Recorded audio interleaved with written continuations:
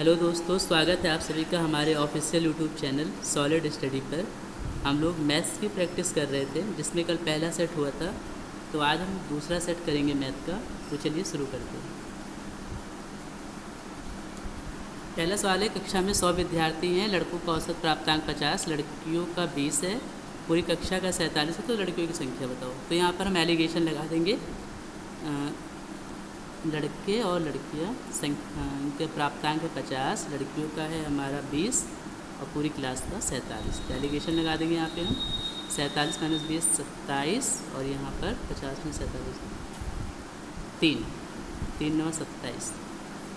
तो किस रेशियो में बॉयज़ गर्ल्स है? 9:1 में। गर्ल्स पूछा है तो 1 आउट ऑफ 9 1 10 और बूढ़े में 100 बच्चे हैं 10। ऑप्शन नंबर ए यहाँ पे करेक्ट है। चलते हैं अगले सवाल की तरफ। अगला सवाल है हमारा, x² + 1/x² बराबर 83, तो x³ - 1/x³ बराबर मतलब पूछा है हमसे। तो देखिए, अगर हम तो x² + 1/x² बराबर में 83 है। अगर हम दोनों तरफ 2 घटा देते हैं तो ये हमारा हो जाएगा x - 1/x का होल स्क्वायर, और इधर हमारा हो जाएगा 81 यानी 9 का स्क्वायर। तो ये हो जाएगा x - 1/x बराबर में 9। अगर हमसे x - 1/x बराबर 9 दिया है और हमसे क्यूब पूछा है तो वो हो जाएगा हमारा 9 दिया है, तो ये x³ - 1/x³ बराबर क्या हो जाएगा? 9 की पावर 3 और -3 × 9, सॉरी माइनस है तो प्लस हो जाएगा। तो 9 की पावर 3 729, और ये हो जाएगा हमारा 9 × 3 = 27।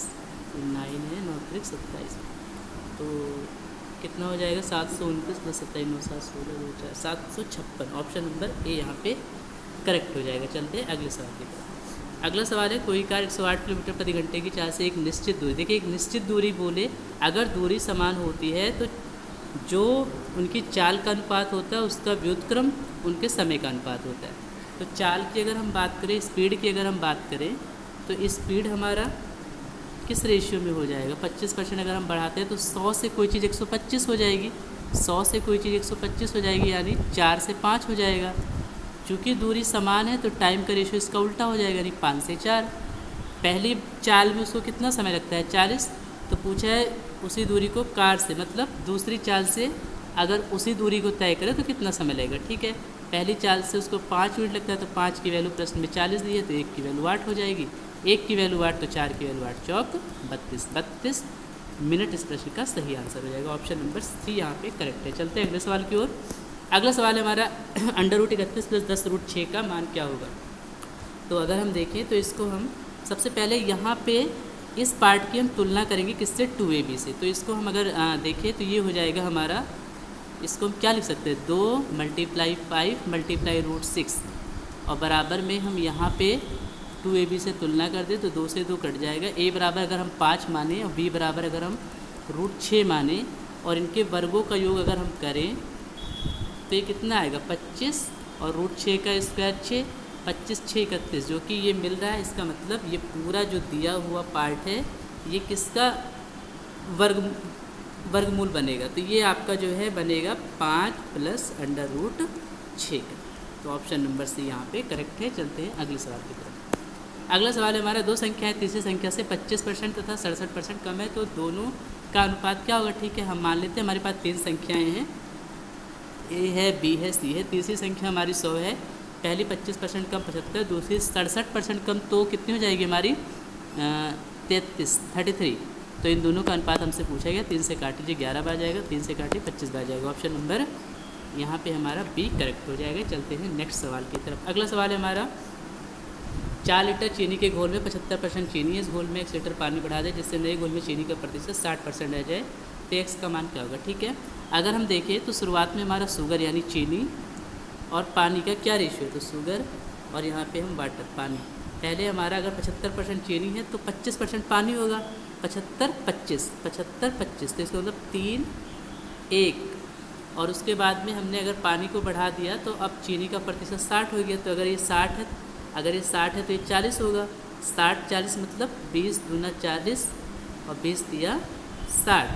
ठीक, शुरुआत में कितने लीटर का मिश्रण है? 4। हमारे अनुसार 3 चीनी है 1 पानी है, तो टोटल 4 है। 4 की वैल्यू कितनी है? 4 लीटर है। तो कितना पानी हमने बढ़ाया है? 1 यूनिट। तो कह रहा है वो x लीटर बढ़ाया, हम कह रहे हैं कि नहीं 1 यूनिट बढ़ाया, तो उस 1 यूनिट का मान कितना होगा? 4 का मान 4 है, तो 1 का मान 1 लीटर बस। तो कितना हमने पानी बढ़ाया? 1 लीटर। x का मान 1 लीटर। ठीक है, चलते हैं नए सवाल की तरफ। अगले सवाल पे हम चलते हैं। अगला सवाल है किसी वस्तु के लागत मूल्य पर अंकित मूल्य कितने प्रतिशत बढ़ाकर किया जाए जैसे व्यापारी को 15% छूट देने के बाद भी 19% का लाभ हो। तो एक सिंपल सा फॉर्मूला आपने पढ़ा होगा, MRP बटे CP बराबर 100 प्लस लाभ, 100 प्लस प्रतिशत लाभ बटे 100 माइनस बट्टा। ठीक है, 100 माइनस डिस्काउंट। तो ठीक है, इसी पर हम रख देते हैं। तो हमारा MRP से CP का क्या रेशियो आएगा? MP बटे CP कितना आ जाएगा? 100 प्लस लाभ कितना? 19। तो 100 प्लस 19 यानी 119 और बट्टे 100 माइनस 15 यानी 85। 17 से काटिए, 17 × 5 = 85, 17 × 7 = 119। तो हमारा अंकित मूल्य क्रय मूल्य से कितने प्रतिशत ज़्यादा है? कितना ज़्यादा है? 2। किससे? CP से, गुणे में 100। तो 5 दूना 10 और 20 दूना 40। 40% बढ़ाकर अंकित करना चाहिए। ऑप्शन यहाँ पे 20 सही हो जाएगा। चलते हैं अगले सवाल की तरफ। अगला सवाल है हमारा 28 कलम का क्रय मूल्य 20 कलम के विक्रय मूल्य के बराबर है, तो लाभ प्रतिशत ज्ञात करो। 28 कलम का क्रय मूल्य यानी CP बराबर है 20 कलम के विक्रय मूल्य के। ठीक है, 4 से काटे, 4 × 5 = 20, 4 × 7 = 28। तो चलिए CP SP एक तरफ, संख्या एक तरफ। तो CP SP को इधर ले आए, CP बटे SP बराबर में हो जाएगा हमारा 5 बटे 7। तो 5 का सामान हमने 7 में बेच दिया, कितने % का लाभ होगा? 2 का लाभ। 2 का लाभ वो आउट ऑफ CP के बेस के लाभ की तुलना होगी, तो 2 बटे 5 गुणे 100, 5 दूना 10, 20 दूना 40%, यानी कितने % का लाभ होगा? 40% का। अगले सवाल पे चलते हैं। अगला सवाल है हमारा, एक ट्रेन A है इलाहाबाद से लखनऊ की ओर जाती है, जबकि ट्रेन B लखनऊ से इलाहाबाद जा रही है। ठीक है, एक दूसरे से मिलने के बाद रेलगाड़ी 2 घंटे 42 मिनट तथा 3 घंटे 20 मिनट में अपने अपने गंतव्य पर पहुंचती है। ट्रेन B की चाल दी है, A की हमसे पूछी गई है। ठीक है, तो अगर कोई 2 रेलगाड़ी किसी जगह मिलकर अपने गंतव्य पर कुछ समय में पहुँचती है, जैसे मान लीजिए कोई स्टेशन है, 1 मिनट रुकिए, कोई ये स्टेशन है, एक ट्रेन आई यहाँ पहुँची, दूसरी आई यहाँ पे पहुँची और ये दोनों मिल गई। मिलने के बाद जो पहली ट्रेन है वो T1 समय में अपने गंतव्य पे पहुँचती है, दूसरी मिलने के बाद अपने गंतव्य पर T2 समय पहुँचती है। तो इसके लिए एक स्पेशल फार्मूला है, मिलने के बाद अगर अपने गंतव्य पर पहुँचने का समय दिया हो तो उसके लिए हम फॉर्मूला डायरेक्ट लगा सकते हैं कि S1 बटे S2 बराबर √T2 बटे T1। बस सॉल्व कर लेते हैं इस तरह के। तो पहली चाल हमसे पूछी गई, इसको S1 रहने दीजिए, दूसरी चाल हमको 90 दी गई है। S1 का मान कितना है? T2 का मान 3 घंटे 20 मिनट, मतलब हो गया 6 × 3 = 18, 180 मिनट या 20 मिनट यानी 100 मिनट। 100 और पहला समय कितना है हमारा? 2 घंटे 42 मिनट। तो 120 में 42 जोड़िए, कितना हो जाएगा? 162। इसको हम 2 से काट दें, सॉरी ये 6 × 3 = 18, 180 20, ये 200 आएगा, सॉरी 200। अब इसको हम 2 से काट देते हैं, तो 2 से काटेंगे तो 100 हो जाएगा और ये 2 से काटेंगे तो हमारा 81 हो जाएगा। तो 100 और 81, ऊपर 100 नीचे 81, 100 का वर्गमूल 10 होता है और 81 का वर्गमूल 9 होता है। S1 बटे 90। तो इसको हम काट देते हैं, 9 × 90। तो S1 का मान कितना आ गया हमारा? 10 × 100, 100 किलोमीटर प्रति घंटे। पहले ट्रेन की चाल है 100 किलोमीटर प्रति घंटे। अगले सवाल पे चलते हैं। अगला सवाल हमारा है, समीकरण दिया, इसको हल करना है। ठीक है, अगर हम 63 को आपसे कहीं क्या लिख सकते हैं, तो हम 63 को लिख सकते हैं भैया एक सेकेंड, √9 × 63। 9 × 63, तो 9 का वर्गमूल 3 बाहर चला जाएगा और 7 अंदर रह जाएगा। इसी प्रकार यहाँ पे 9 गिरही हम 81, 9 का वर्गमूल 3 होता है, बाहर चला जाएगा मगर 11 अंदर रह जाएंगे। और बटे में यहाँ पे 4 × 7 = 28, 4 का वर्गमूल 2 निकल जाएगा बाहर और अंदर क्या रहेगा? 7।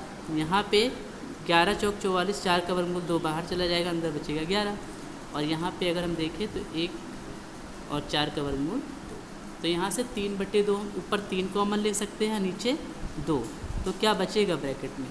√7 माइनस √11 और नीचे भी √7 माइनस √11। ये हमारा पूरा कैंसिल और माइनस का 1/2। तो 3/2 माइनस 1/2, 3/2 का मतलब 1.5 होता है, 1.5 में से आधा गई तो 1 बचेगा। ऑप्शन नंबर डी यहाँ पे करेक्ट है। चलते हैं अगले सवाल की तरफ। अगला सवाल है 14 सेंटीमीटर भुजा वाले वर्ग के अंदर खींचे जा सकने वाले सबसे बड़े वृत्त का क्षेत्रफल बताओ। सबसे पहले हम ये देखेंगे कि अगर भाई हम कोई वर्ग खींचें, जिस वर्ग क्या होता है, जिसकी चारों भुजा बराबर हो और प्रत्येक कोण 90 अंश का हो, और उसमें सबसे बड़े से बड़ा वृत्त बनाएगा, तो वो वृत्त कुछ इस प्रकार से बनेगा। तो अगर हम ये देखें इस वृत्त का क्या है, यहाँ से यहाँ तक पूरा यहाँ से यहाँ तक क्या है, वृत्त का व्यास। और अगर ये देखें ये क्या है, तो ये है वर्ग की भुजा। तो हम कह सकते हैं कि जब किसी वर्ग में बड़े से बड़ा वृत्त खींचा जाए तो उसका जो व्यास होता है वर्ग की भुजा के बराबर होता है। Very good. तो यहाँ से अगर हम त्रिज्या की बात करें तो त्रिज्या क्या हो जाएगी, वर्ग की भुजा की आधी। तो हम कह सकते हैं कि इस वृत्त की त्रिज्या हो जाएगी वर्ग की भुजा की आधी, यानी 7 सेंटीमीटर। बस त्रिज्या हमको पता लग गई, तो क्षेत्रफल क्या हो जाएगा, वृत्त का क्षेत्रफल हो जाएगा पाई आर स्क्वायर। पाई का मान 22/7, आर स्क्वायर यानी 7 × 7, 7 1 7 से 1 7 कट जाएगा, 22 7 154 centimetre square. Option number B यहाँ पे करेक्ट हो जाएगा। चलते अगले सवाल की तरफ। अगला सवाल है हमारा 64 8 से कितने प्रतिशत ज़्यादा है। यहाँ लिखते हैं हम यहाँ लिखते हैं 64, यहाँ लिखते हैं 8 से काटेंगे, 8 × 8 64। कोई चीज़ 1 है, ये 8 है, तो कितने ज़्यादा है, 7। हमसे परसेंट में पूछा है, तो 7 ज़्यादा है आउट ऑफ 1 और इनटू में 100, तो कितना आ गया 700%। ऑप्शन नंबर डी यहाँ पे करेक्ट हो गया। चलते हैं अगले सवाल की तरफ। अगला सवाल है हमारा 15 जल्दसाज 8 घंटे में 500 पुस्तक बनाते हैं, तो बताइए किसी दिन 12 घंटे कार्य करने पर 1800 पुस्तकों पर जल्द चढ़ाने के लिए कितने जल्दसाज की आवश्यकता होगी। तो सबसे पहले जल्दसाज एक व्यक्ति ही होंगे जो जल्दसाजी करेंगे, तो 15 व्यक्ति हैं, ठीक। 15 व्यक्ति 8 घंटे में 500 पुस्तकों पर जल्द चढ़ाते। देखिए 500 पुस्तकों पर जल्द चढ़ाना ये काम है, और काम नीचे लिखा जाता है। सूत्र क्या होता है, M1 H1 D1/W बराबर M2 H2 D2/W, ठीक है। तो पूछा है कितने अतिरिक्त जल्दसाज। तो पहले हम देखें कितने जल्दसाज जो है 12 घंटे काम करते हुए 1800 पुस्तकें पर जल्दसाजी कर लेंगे। तो यहाँ हो जाएगा हमारा ये, इसको सॉल्व करते हैं हम लोग जल्दी से। 00 से 00 पूरा कैंसिल, 5 × 15, और ये देखिए 8 × 24 होता है, 8 × 24, 8 × 24, और 12 से काटेगा पूरा, तो 8 × 24 यानी 12 दूना 24, 2 बार जाएगा, और ये 18 दूना 36, यानी ओवरऑल कितने व्यक्ति लगेंगे, 36। लेकिन ये नहीं पूछा गया कितने व्यक्ति लगेंगे, पूछा है कितने अतिरिक्त व्यक्ति लगेंगे। तो 36, पहले कितने थे, पहले थे हमारे 15, अब लगेंगे 36। तो अतिरिक्त कितने लगेंगे, तो अतिरिक्त हमारे लगेंगे 36 में से 15 माइनस करेंगे तो 21, यानी 21 जल्दसाज अतिरिक्त लगाने पड़ेंगे। ठीक है, चलते हैं अगले सवाल की तरफ। अगला सवाल है हमारा, ये तो रिपीटेड क्वेश्चन आ गया, तो चलिए यहीं पे हमारी क्लास ख़त्म होती है। कल हम लोग नए सेट नंबर 3 जो है करेंगे। तब तक के लिए धन्यवाद।